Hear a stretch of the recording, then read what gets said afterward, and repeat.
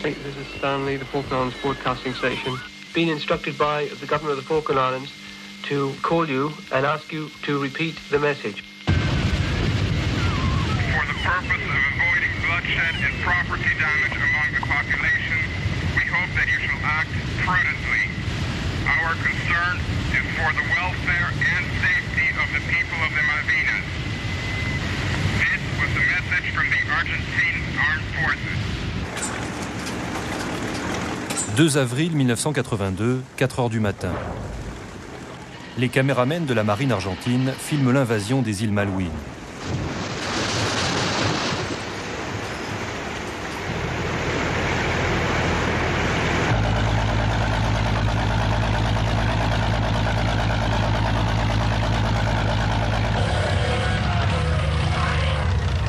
Les premiers à toucher terre sont des hommes grenouilles venus d'un sous-marin, suivis du corps expéditionnaire argentin.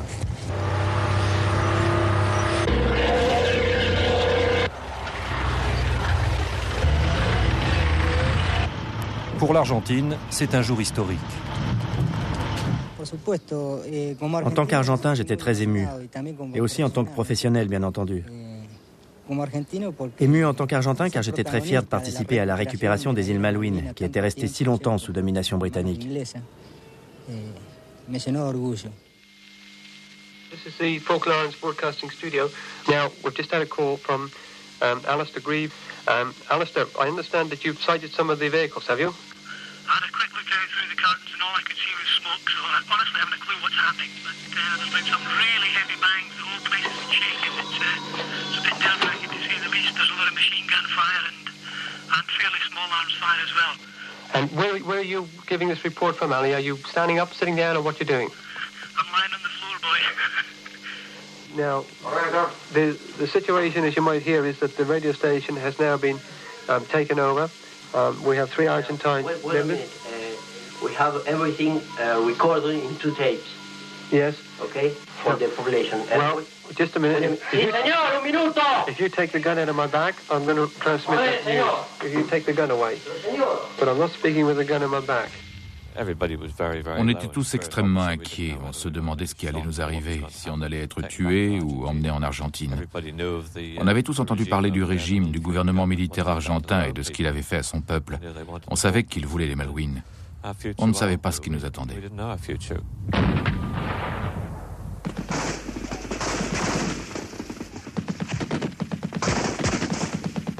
À 7 heures du matin, après de violents combats, le siège du gouvernement est complètement encerclé.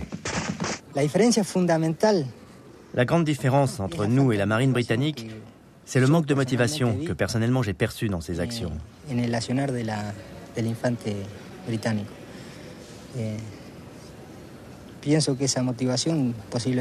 Or, la motivation provient avant tout de la cause qu'on défend. Nous défendions ce qui nous appartenait. Eux, en tant que militaires et en tant que professionnels, défendaient ce qu'on leur avait demandé de défendre.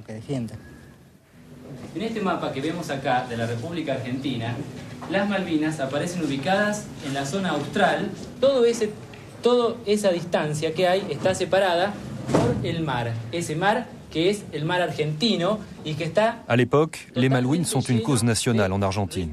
Dans les écoles, on parle aux enfants de leurs terres perdues. On leur explique comment les Britanniques leur ont volé ces îles en 1833. Et on leur montre qu'elles font partie du plateau continental argentin. La plataforma continental va a ser la prolongación del continente por debajo del agua. Vu d'Amérique latine, les prétentions britanniques sur les Malouines paraissent absurdes. Une dictature, aussi impopulaire soit-elle, serait acclamée si elle parvenait à les récupérer. À Buenos Aires, la nouvelle du débarquement est accueillie par des foules en délire. La violence du régime militaire, la crise économique, du jour au lendemain, tout est oublié. Le rêve national de réoccuper les Malouines est devenu réalité. Je ne vous cacherai pas que ce fut une immense joie, aussi immense que l'émotion que nous avons ressentie en voyant la place de Mai se remplir et tout le monde applaudir la décision, toutes tendances politiques confondues. En voyant que même les syndicats qui avaient fait grève quelques jours plus tôt et défilé sur cette même place applaudissaient et soutenaient la position de l'Argentine. Je ne vous cacherai pas que ce fut l'un des moments les plus émouvants et les plus importants de ma vie. À Londres, on crie au scandale. Comment le gouvernement a-t-il pu permettre l'invasion d'un territoire britannique ? Au Parlement, les séances sont houleuses et rapidement suivies de démissions. It is a national humiliation, and I have been responsible for foreign affairs, and I do not think it is right that when that happens, the minister responsible should just go on as if nothing had happened. And I think that the honourable thing to do is to resign. C'est un coup porté au prestige de la Grande-Bretagne. Le gouvernement fait appel à l'armée.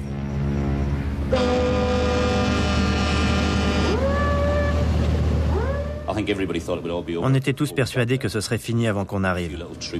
On imaginait quelques troupes sur une petite île qui détaleraient en voyant arriver la Royal Navy, et on n'en parlerait plus.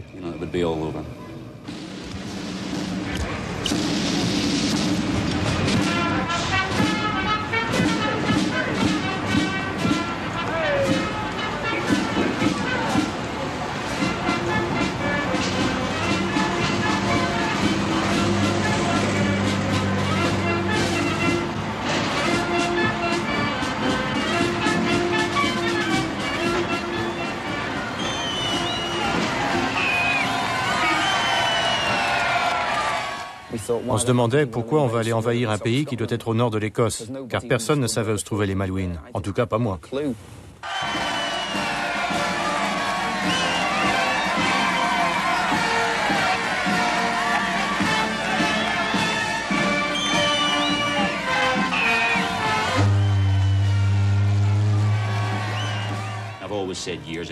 Pendant des années, j'avais dit que si jamais une guerre se déclarait, je repartirais à la nage à Belfast où je suis né. Pas question de faire la guerre. C'est pas pour ça que je m'étais engagé. Je voulais pas y aller. Je me suis dit, si, il faut que j'y aille. Les contribuables me paient un salaire depuis des années et pour une fois, ils m'appellent. Ils nous appellent tous.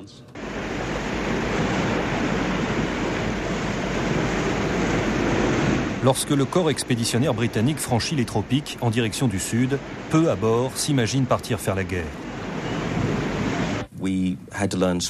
On devait apprendre l'espagnol. En gros, tout ce qu'on nous a enseigné, c'est manos arriba et rendace, ce qui veut dire les mains en l'air et rendez-vous. On ne voyait pas l'intérêt d'apprendre des phrases du type « je me rends ».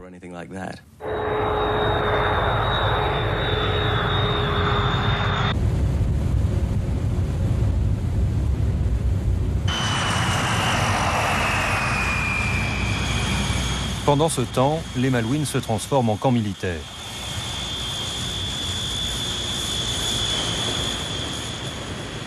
Des milliers de jeunes appelés arrivent d'Argentine.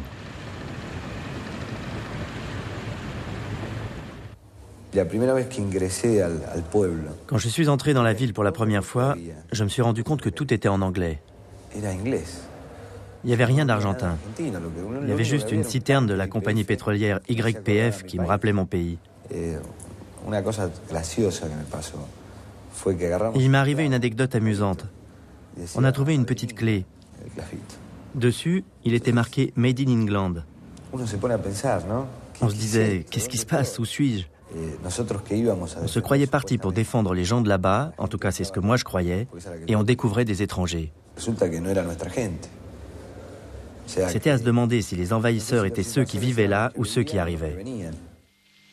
Malvinas Operation Theater Command, communique number 4, guarantees the continuity of the way of life of the people of the islands, respect for private property, freedom to enter, leave or remain on the islands.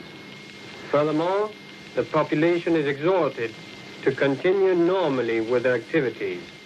Je suis très fier de pouvoir dire que durant toute la période que nous avons passée dans les Malouines, et en dépit de l'augmentation du nombre de soldats, qui donnait à Puerto Argentino l'allure d'une petite île au milieu de 10 000 soldats, aucune infraction ni tentative d'infraction n'a été commise.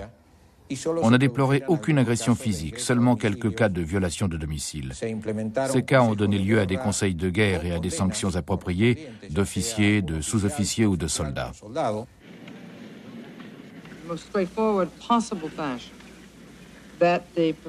Les États-Unis n'ont aucune envie d'une guerre entre deux de leurs alliés les plus proches. C'était un conflit en tout point étrange. L'affaire semblait beaucoup moins importante que ne le manifestaient les deux camps. Les îles Malouines ne semblaient pas, en elles-mêmes, objectivement très importantes. Je crois pouvoir dire que c'était la vie de tous. Et pourtant, tout à coup, elles étaient devenues l'objet d'un conflit et d'une tension énorme.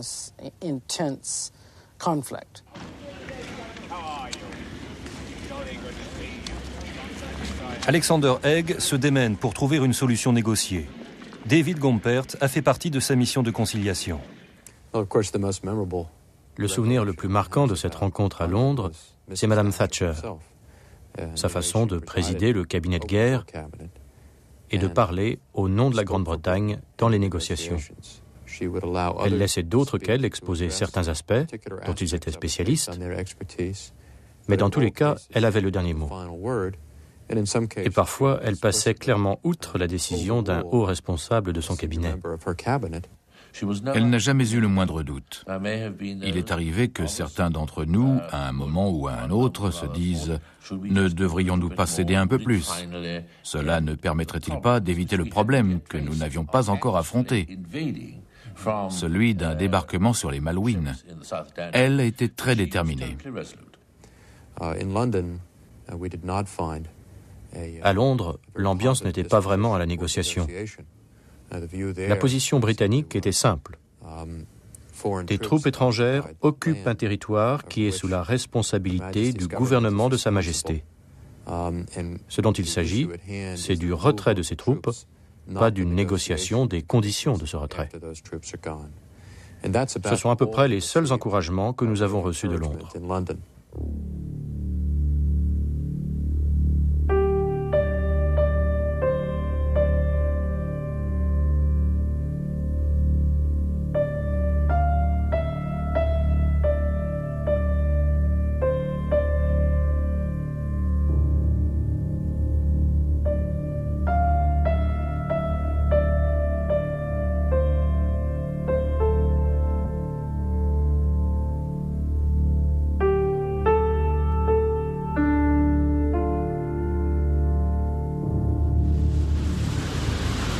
À bord des vaisseaux britanniques, l'ambiance change à mesure qu'ils progressent sur les eaux tumultueuses de l'Atlantique Sud.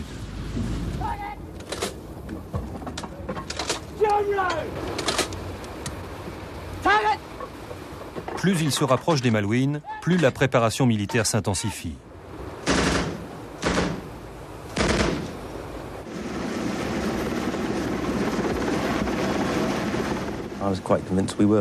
J'étais convaincu qu'on allait se battre. J'ai beaucoup trop d'imagination pour jouer les va-t-en-guerre ou les casse-coups.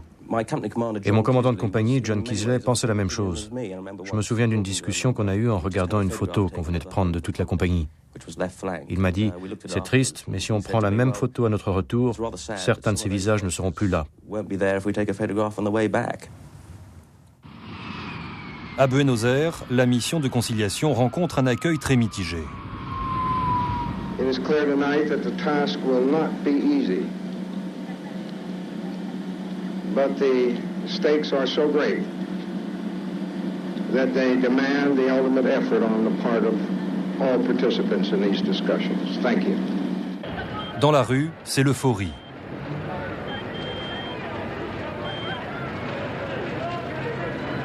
La junte au pouvoir s'engage à ne jamais rendre les Malouines.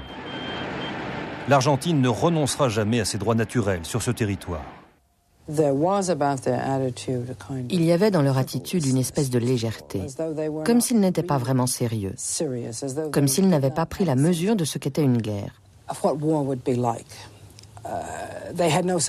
Ils n'avaient pas conscience de la tragédie que constitue une guerre et la perte de vies humaines. Ils ne se rendaient pas compte qu'ils allaient être vaincus. Comme je n'ai pas manqué de leur souligner, ils étaient certains de perdre. Ils n'avaient aucune expérience de la guerre et ils allaient combattre l'une des premières grandes puissances mondiales. Ils ne parvenaient même pas à aborder le problème sérieusement. Ils n'arrivaient pas à se mettre d'accord. Il était évident à ce stade qu'ils avaient décidé de faire la guerre seulement parce qu'ils étaient incapables de prendre, ensemble, la décision de ne pas faire la guerre.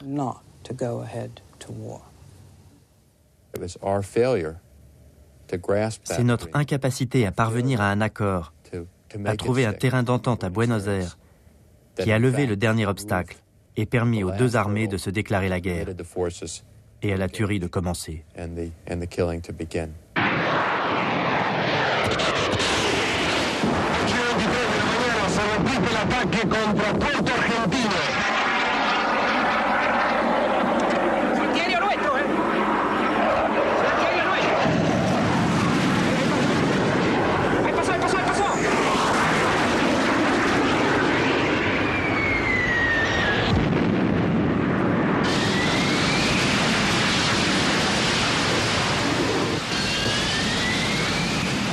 Nous sommes le 1er mai. La Grande-Bretagne lance une attaque aérienne contre les positions de l'Argentine autour de Port Stanley.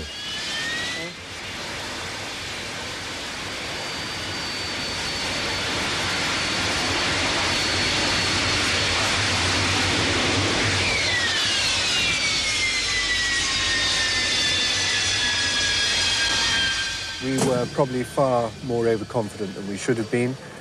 On était sans doute beaucoup trop confiants. Le sentiment général se résumait à « donnons une bonne raclée aux Argentins » et très vite ils se raviseront et diront « c'est bon, on s'arrête là » et ça sera fini.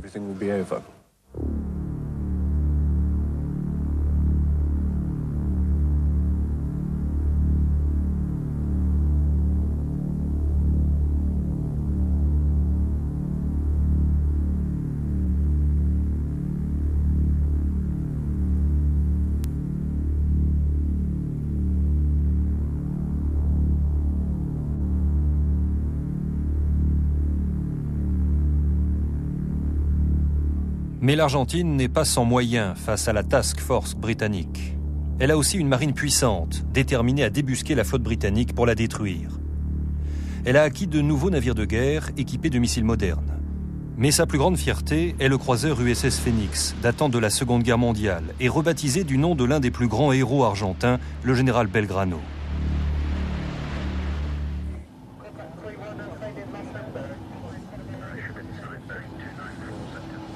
Le sous-marin nucléaire Conqueror patrouille l'Atlantique Sud depuis 15 jours et suit le Belgrano depuis 2 jours.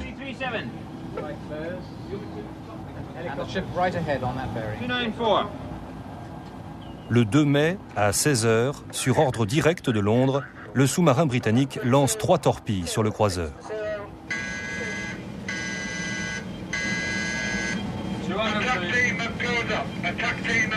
2 touchent leur cible.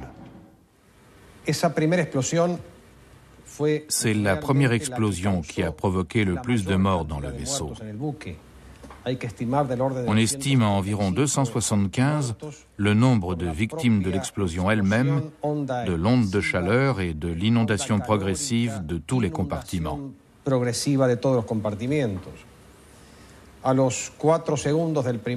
4 secondes après le premier impact est survenu le deuxième, à 15 mètres de la proue, de telle manière que l'avant du navire sur 15 mètres a disparu dans la mer.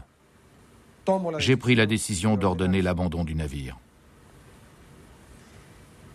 Pour le commandant d'un navire, c'est la décision la plus importante et la plus tragique de toute sa carrière. On se sent impuissant car on sait qu'il y a encore des hommes en bas, mais qu'on ne peut pas les sortir de là. Même si on y est pour rien, on se sent impuissant. Il fallait déjà s'occuper du pont et des brûlés qui s'y trouvaient pour essayer de les transporter dans les canaux.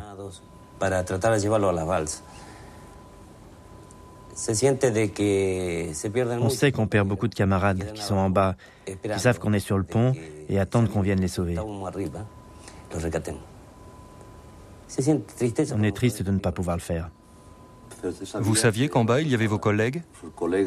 Oui. Vos amis? Certains l'étaient, oui. Et vous ne pouviez vraiment rien faire? Rien.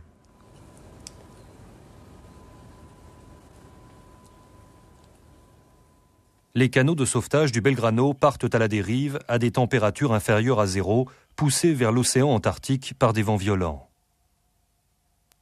Certains sont retrouvés 2 jours plus tard par le navire-hôpital Bahia Paraíso. Beaucoup de marins du Belgrano meurent de froid, gelés dans leurs embarcations.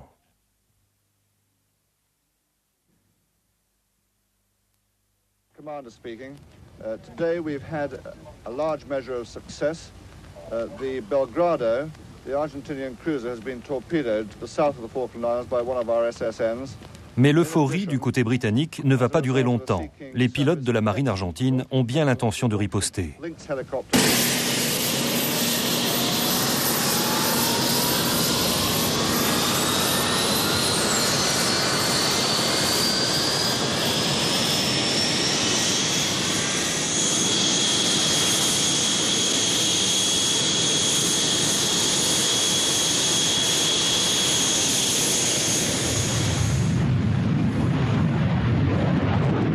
Ils décollent du sud de l'Argentine, équipés de missiles Exocet, bien décidés à se venger.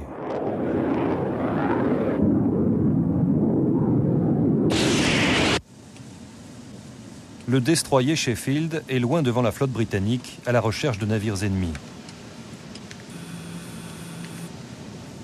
Blind, AWOL, one pop-up target, 01010.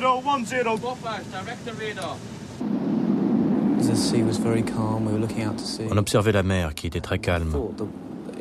Et j'ai cru apercevoir quelque chose qui ressemblait à une torpille venant vers nous, car je voyais l'eau frémir et scintiller. J'ai dit, je crois que c'est une torpille. Le pilote a dirigé ses jumelles sur le même endroit et a répondu, non, c'est un Exocet.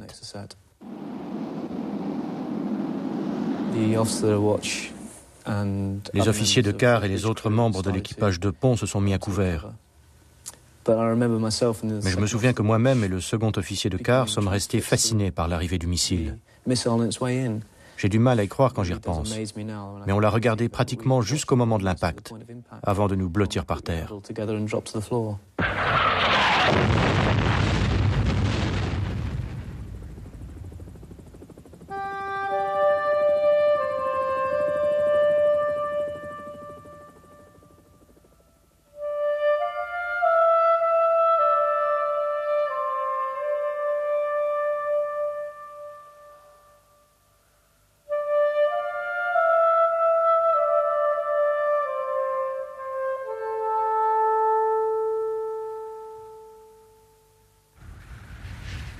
San Carlos, le lieu choisi pour le débarquement britannique.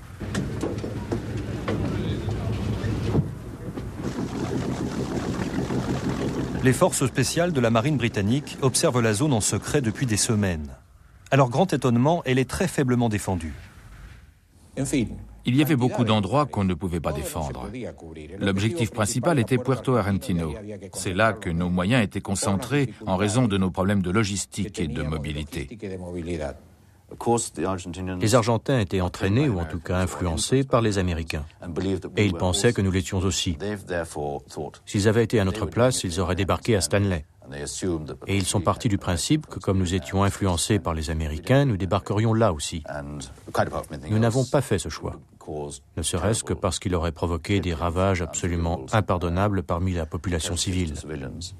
Or, ça ne correspond pas à la méthode britannique. Nous sommes partisans d'une approche plus subtile. Je suis monté à mon poste d'observation. La brume avait commencé à se lever et je voyais non seulement la frégate qu'on m'avait décrite, mais aussi plusieurs gros navires, d'autres frégates et des dizaines d'hélicoptères qui se dirigeaient vers l'île.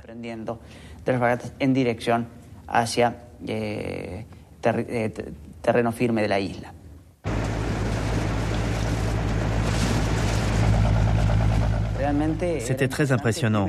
D'abord parce que je dois avouer que je n'avais jamais vu une flotte d'une telle ampleur, encore moins dans une opération de débarquement, et encore moins dans un débarquement de 5000 hommes contre 1040. Le débarquement lui-même était un peu comique, dans le sens où on s'était tous préparés à une guerre, mais où on ne rencontrait aucune opposition. On voyait 500 ou 600 parachutistes descendre en hurlant d'un navire de débarquement sur une plage. Ils n'avaient jamais fait ça auparavant et ils étaient tellement habitués aux parachutes dans les combats ou à l'entraînement que ça a été un peu la cohue le temps que les compagnies se regroupent et retrouvent leur mission. Si le débarquement avait rencontré une opposition, je crois qu'on aurait eu des sacrés problèmes au début. Durant le débarquement de ces troupes, le général de brigade, Julian Thompson, craint une attaque aérienne sur les navires ancrés à San Carlos. Il tente de prévenir Londres sans succès. J'avais pleinement conscience d'être responsable de la vie d'un très grand nombre d'hommes. J'ai envoyé une lettre dans laquelle je disais « Nous effectuerons bien entendu le débarquement puisque c'est ce qu'on nous a demandé de faire. Mais sachez que si l'ennemi parvient à nous attaquer par voie aérienne, les pertes seront extrêmement lourdes. » Un homme politique ne doit jamais montrer aux conseillers militaires qu'il craint des pertes trop importantes. Car en faisant cela, il incite à la prudence toute la chaîne de commandement au moment où celle-ci n'est pas forcément de mise.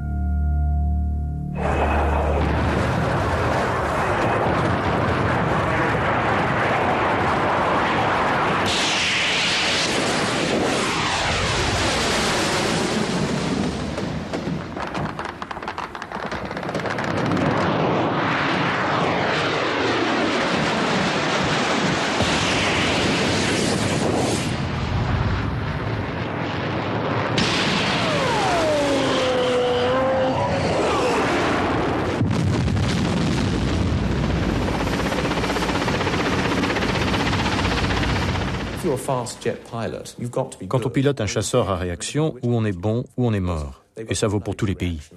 Il faut d'excellentes réactions et il faut être bon. Or, les Argentins, ce sont des pilotes de course, des joueurs de polo. Ils sont parfaits pour piloter un chasseur. Le radioaltimètre indiquait 30 pieds. Et à plusieurs reprises, j'ai entendu l'alarme du radioaltimètre, ce qui voulait dire que j'étais en dessous de l'altitude de sécurité. Tout ça à 450 nœuds.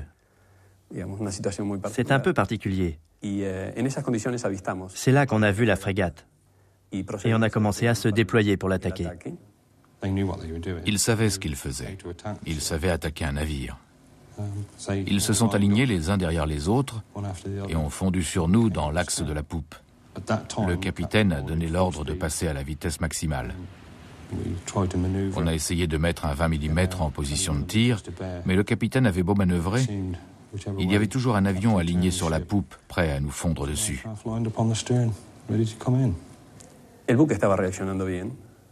Le navire réagissait bien. Il était passé à la vitesse maximale et je voyais qu'il cherchait à rejoindre les eaux ouvertes au milieu du canal.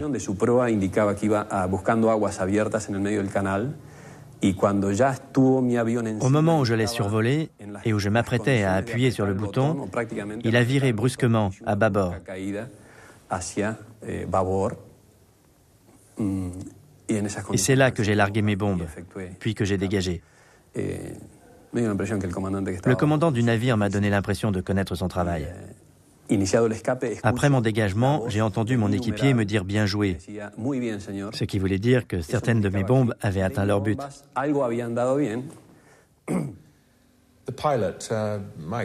Mon pilote, Mike Crabtree, est devenu très silencieux lorsqu'on a survolé la colline et qu'on a traversé le nuage de fumée. À l'arrière, on ne voyait pas ce qui se passait. On sentait juste une odeur de fumée. Et puis on a soudain vu le spectacle sur bâbord. Et je n'oublierai jamais cette vision. Le navire était en proie aux flammes de l'enfer. Il avait jeté l'ancre, le canon pointé vers le ciel, sans puissance hydraulique, Le pont d'envol était pulvérisé et comme ouvert avec un ouvre-boîte.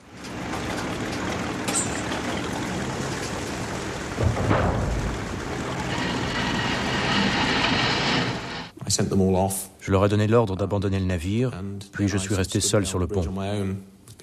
Presque tous mes hommes avaient évacué. Yarmouth avait arrimé sa poupe à notre proue car nous étions en train de couler.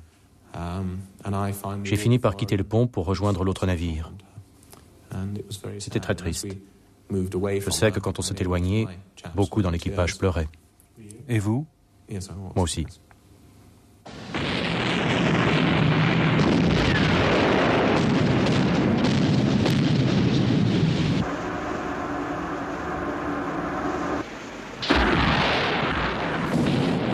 Chez les pilotes argentins, les pertes sont lourdes. Peu sortent vivants des avions abattus. Mais malgré la destruction de nombreux chasseurs argentins, la Task Force n'est pas à l'abri d'autres attaques aériennes. Le 25 mai, l'Atlantic Conveyor est frappé par un missile Exocet.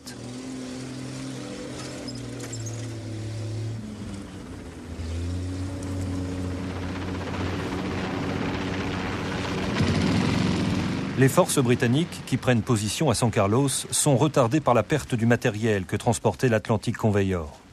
Mais Julian Thompson subit les pressions de Londres qui veut poursuivre la guerre. À ce moment-là, il était clair qu'en Angleterre, il y avait un besoin politique de victoire. On voulait nous voir agir, nous voir gagner. Nous étions beaucoup à craindre au début qu'avec une tête de pont à San Carlos, nos troupes restent bloquées là, sans réussir à en sortir. Car tout le monde se souvient du temps qu'il nous a fallu pour sortir de la tête de pont en Normandie.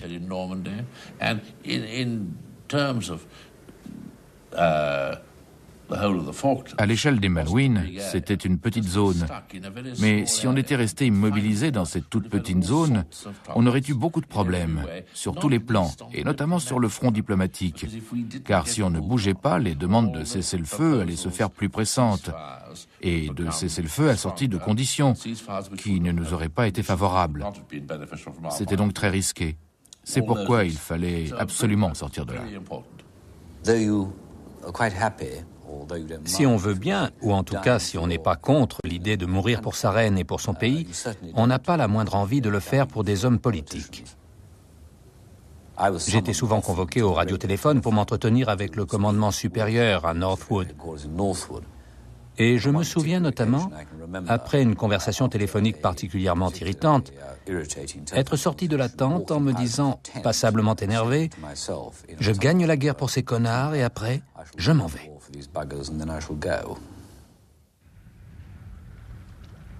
Sur ordre direct de Londres, le 2e bataillon de parachutistes lance une attaque sur une place forte ennemie à Goose Green.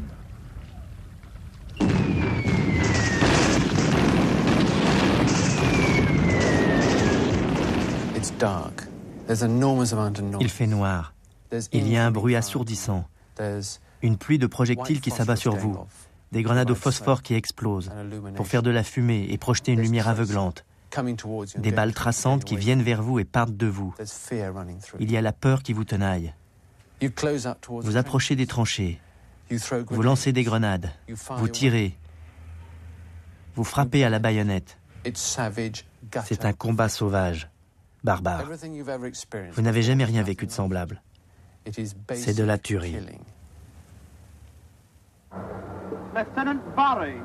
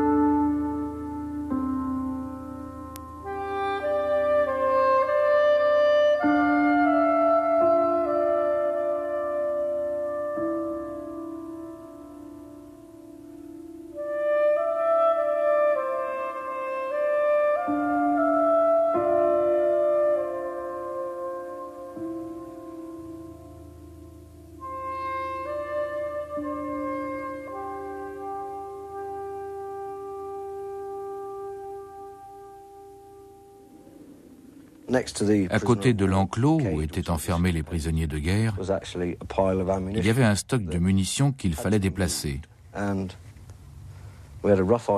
Or, on le soupçonnait d'être piégé. On a demandé aux officiers argentins de déplacer les munitions pour leur sécurité. Ils ont désigné des officiers et des soldats pour les déplacer. C'était des obus et des mortiers. Ils se sont mis au travail. Et on a soudain entendu une explosion. Le stock était piégé. Le soldat le plus près de la mine s'est retrouvé prisonnier des flammes et des explosifs. La seule chose qu'on pouvait faire pour lui, comme on ne pouvait pas l'approcher, c'était l'abattre. Pour le sortir de cet enfer, parce qu'il n'y avait rien humainement qu'on puisse faire pour lui. Je me suis dit, j'ai de la chance. Il régnait un silence de mort, une obscurité totale, un froid glacial. Puis les idées ont commencé à se bousculer dans ma tête. J'ai senti les larmes couler en repensant aux gars qui étaient morts ce jour-là et à ceux plus nombreux qui mourraient le lendemain. J'avais une boule dans la gorge. Je suis resté allongé pendant au moins 2 heures à repasser mentalement les événements de la journée.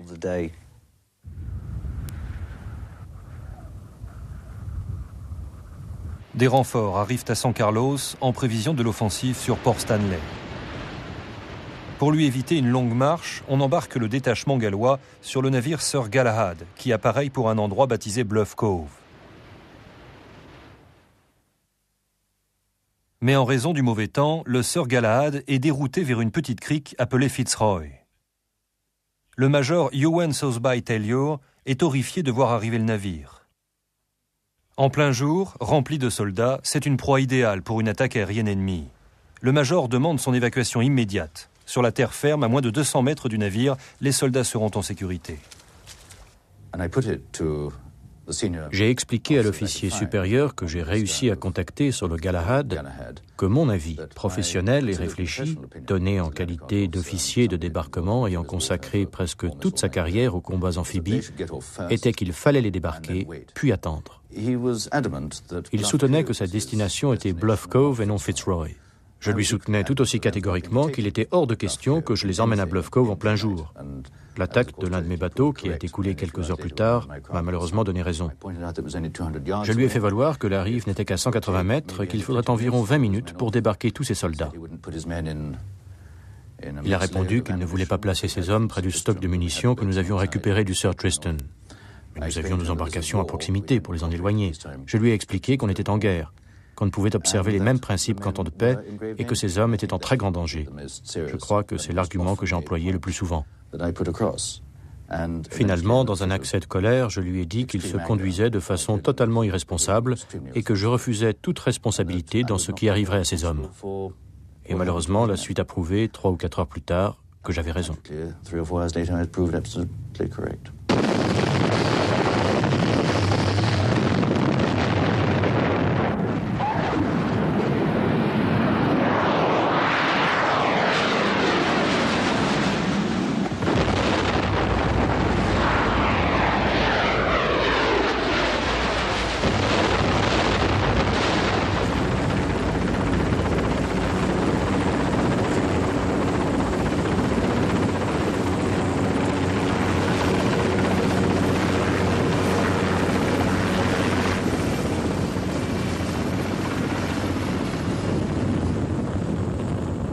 On voyait des corps crier et hurler, le navire n'était plus qu'une énorme boule de feu.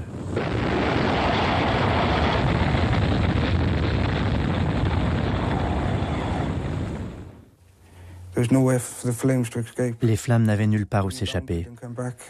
Elles sont revenues vers moi et ont gagné mon dos, mes jambes, et c'est là que j'ai pris feu. J'ai essayé de sortir, mais je suis tombé. C'est comme ça que mes mains ont pris feu.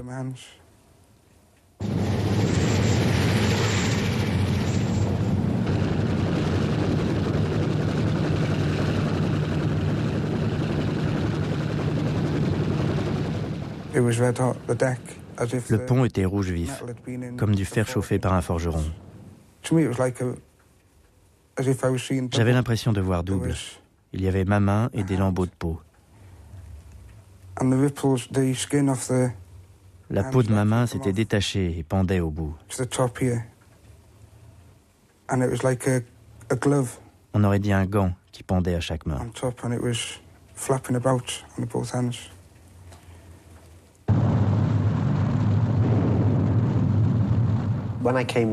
Je ne sais pas combien de temps je suis resté inconscient, pas longtemps en tout cas. Tout ce que j'avais, c'était une sensation de brûlure dans le bas de la jambe gauche. Ça ne m'a pas inquiété. J'ai tout de suite voulu me relever. Je me souviens d'avoir regardé ma main parce que c'était ça qui m'inquiétait le plus. Elle était en train de fondre. Mais quand je me suis relevé, ma jambe n'était plus là. Il n'en restait que des lambeaux.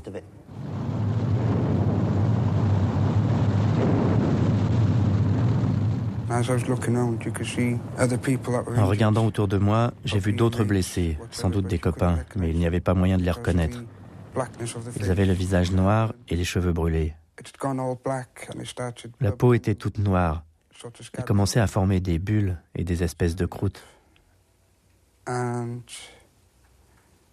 Et il y avait une odeur horrible.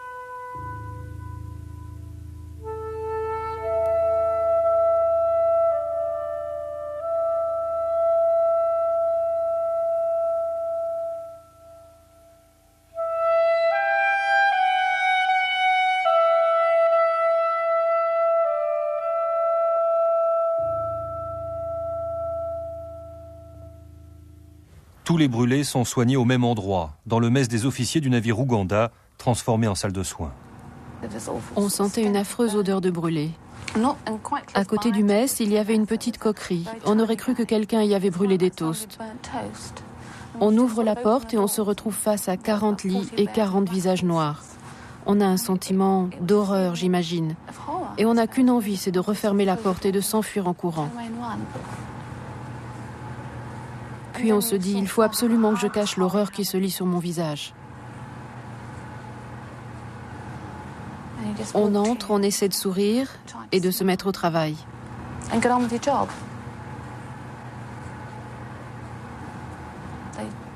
Ils n'avaient presque plus de cheveux et plus de cils ni de sourcils. Leurs mains à ce moment-là avaient été placées dans des sacs de flamazine. Ce sont des sacs remplis d'une pommade spéciale qu'on utilise pour les brûlures très graves.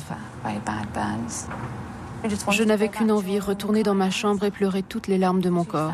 J'avais énormément de peine pour tous ces gens.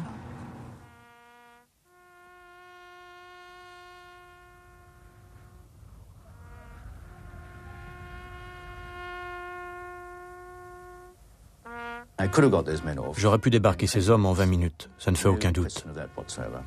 Et il suffisait d'avoir un soupçon de professionnalisme pour décider de suivre les conseils du spécialiste sur place, quel que soit son grade. Mais malheureusement, je n'avais pas le grade de lieutenant-colonel, le seul qu'il était disposé à écouter, semble-t-il. Je crois que dans toute ma carrière, je n'ai jamais été aussi furieux, même si je n'étais pas directement concerné. C'est en tout cas la seule fois de ma carrière où je me suis senti presque honteux d'être associé à une opération qui tournait mal. Et même si je me reproche en partie de n'avoir pas insisté plus vigoureusement encore pour qu'ils soient débarqués, je ne me sens pas responsable de la mort de ces hommes.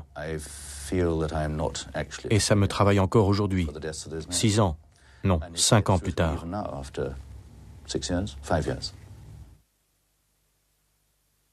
100 kilomètres séparent San Carlos de Port Stanley. 100 kilomètres que les troupes britanniques doivent parcourir à pied.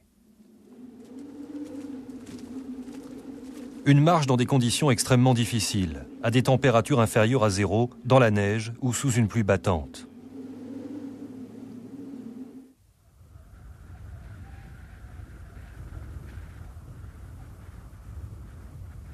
Tandis que les troupes britanniques approchent, les conscrits argentins, eux, attendent. Retranchés dans les montagnes autour de Port Stanley, ils se préparent pour les derniers affrontements. Dans les derniers jours, on se disait combien d'entre nous vont mourir ? 5, 10, 20 ? C'est désespérant de ne pouvoir rien faire, d'attendre la mort, de savoir qu'on va mourir. On se met à repenser à tout ce qu'on a fait dans la vie. Mais à 19 ans, qu'est-ce qu'on a eu le temps de faire ? Du côté britannique, l'attente est tout aussi angoissante.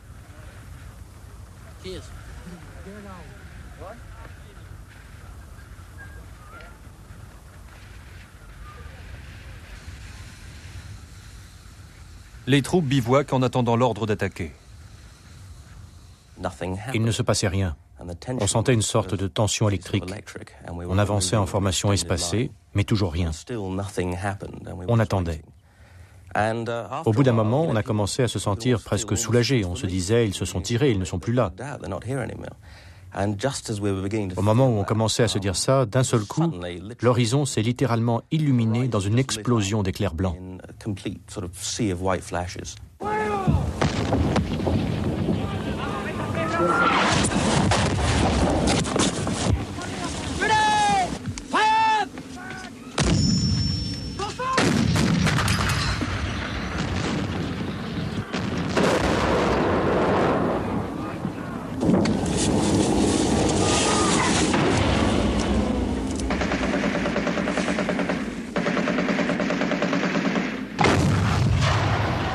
Cette première attaque a été assez incroyable.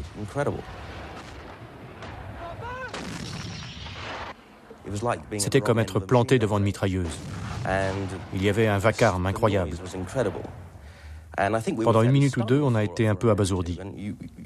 On avait vraiment l'impression que si on levait une main, même de quelques centimètres, elle serait fauchée.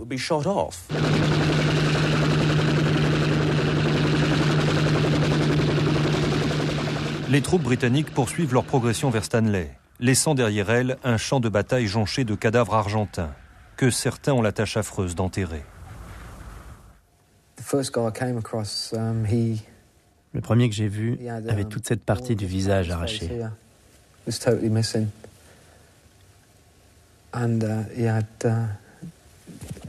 Il avait des blessures sur le torse.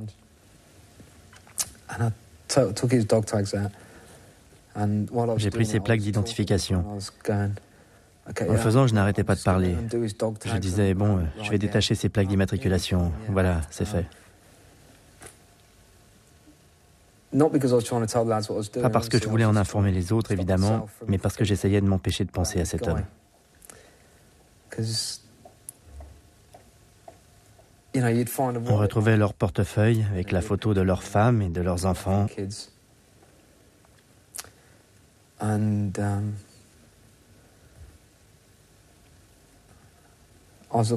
les regardais en me disant, ça aurait pu être moi. Tous les corps qu'on a vus étaient complètement tordus.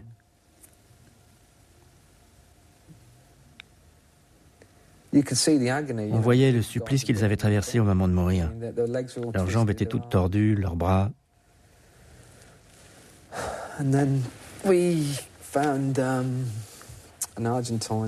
Puis on a trouvé un officier argentin blessé à l'estomac. Je ne sais plus qui l'a trouvé.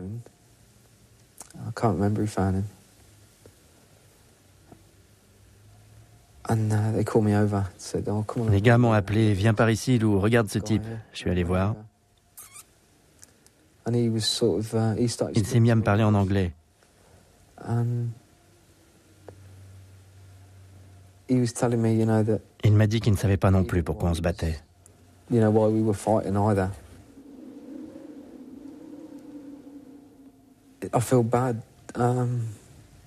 de la peine en pensant à ces corps. À l'état dans lequel ils étaient et à la façon qu'on a eu de les jeter dans un trou.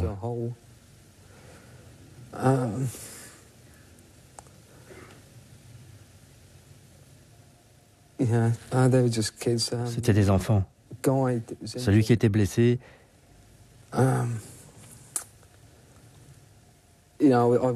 J'aurais préféré qu'il ne parle pas anglais. Il est mort.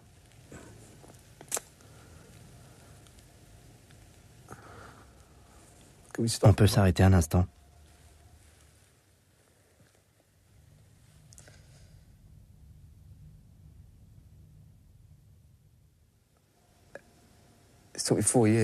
Il m'a fallu 4 ans pour arriver à pleurer.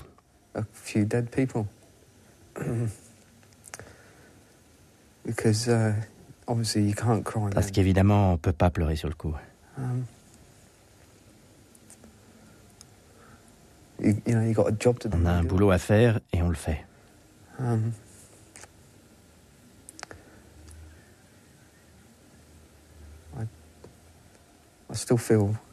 Je continue à me dire,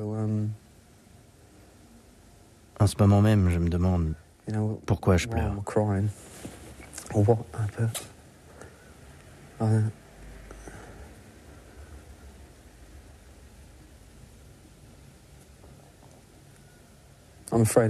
Je crois que j'arrive pas à les considérer comme des ennemis.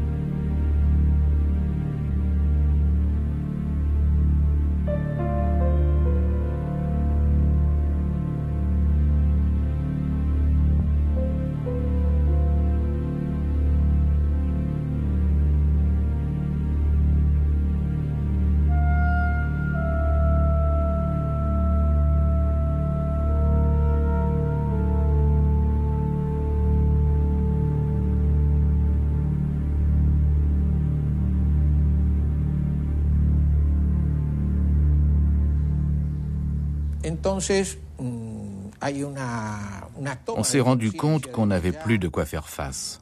Il ne restait de notre artillerie que 10 à 12 pièces utiles tout au plus.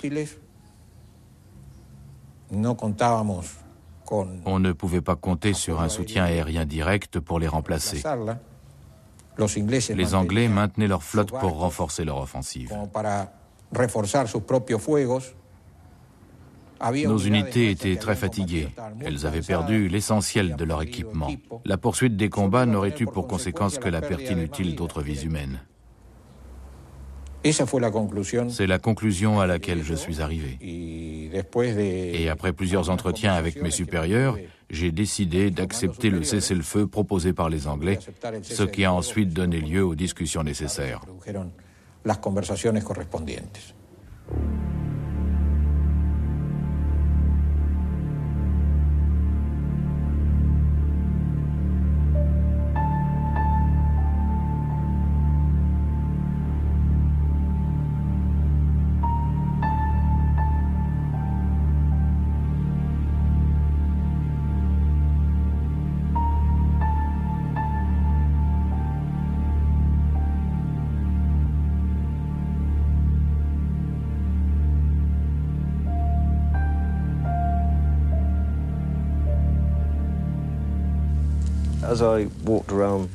Quand j'ai découvert Stanley au détour d'une rue, je me suis dit, putain, est-ce que ça valait vraiment tout ça?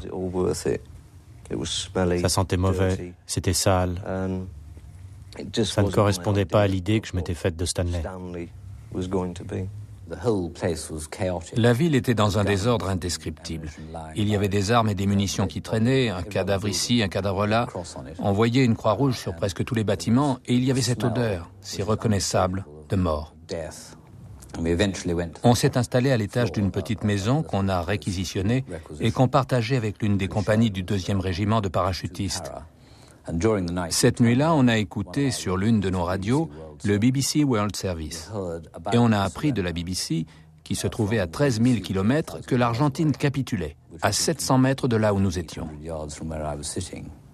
On s'est tous sentis extrêmement soulagés. Je me suis surtout dit que plus aucun jeune homme n'allait devoir mourir. Ça n'avait rien à voir avec une victoire au football. C'était juste un immense soulagement. C'était fini et on allait rentrer chez nous.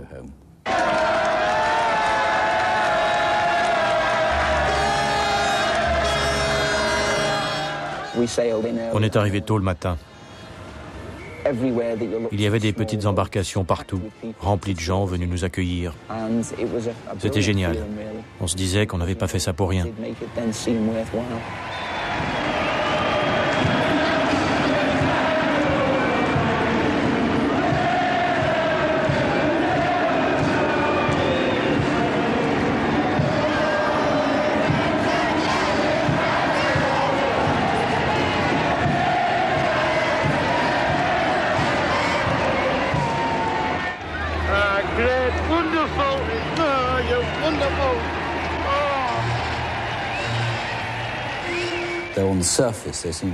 Même si en apparence il y avait une fête extraordinaire, le retour a été, pour beaucoup d'entre nous, une expérience assez mitigée.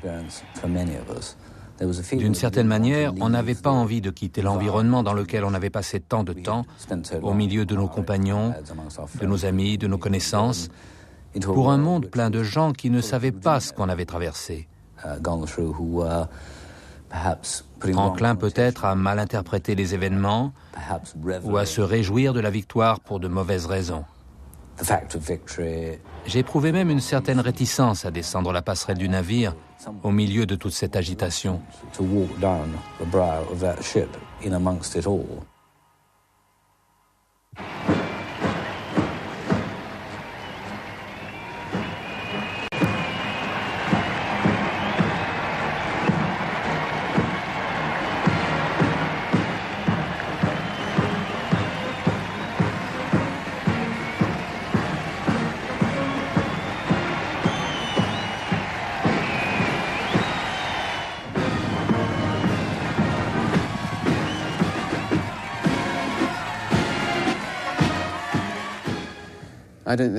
Il n'y a pas de bon moment.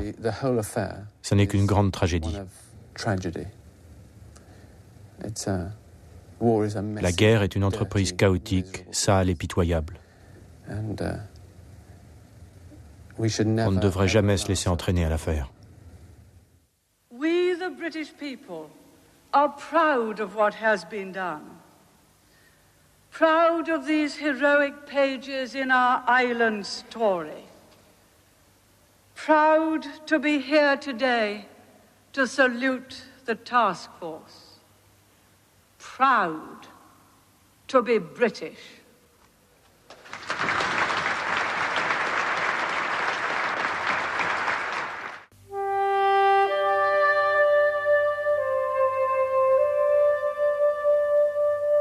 Qui fut Deng Xiaoping?